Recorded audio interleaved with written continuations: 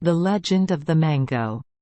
Once upon a time, in a remote countryside, there lived a very rich couple with their 3 sons. But the sad thing is that the wife died too early, and her father also grieved and missed her.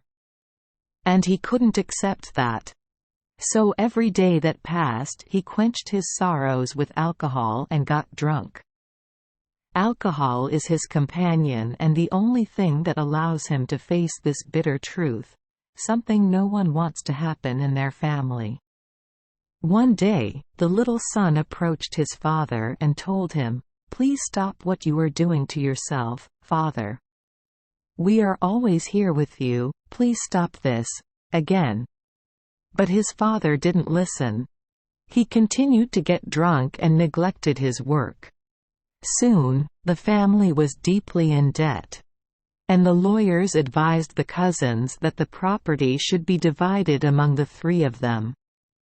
The eldest son thought and decided they should divide the property before it was all gone. And because he was the oldest, he had all the land, and the second son got it. Big house with all the possessions in it. What about the youngest son?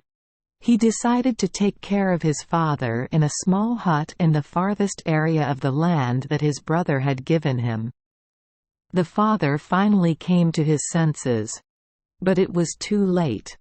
He was sick and his body became slower. One day, when he felt he was standing between life and death, he called his youngest son to ask for forgiveness. "I'm very sorry, my son. I'm about to leave and there is nothing else but the heart of a father and a mother for a child." What was the father referring to? It was a lucky seed that his father and mother kept, shaped like a heart. The father showed his youngest son how to care for the seed the same way he loved and cared for his good-for-nothing father. And when the father died, the youngest son planted that seed and looked after it. He watered and weeded every day. Soon, the seed grew into a big, strong tree. Then one day, the other tree grew a cluster of heart-shaped green fruits. And when ripe, they are yellow. And they are so sweet.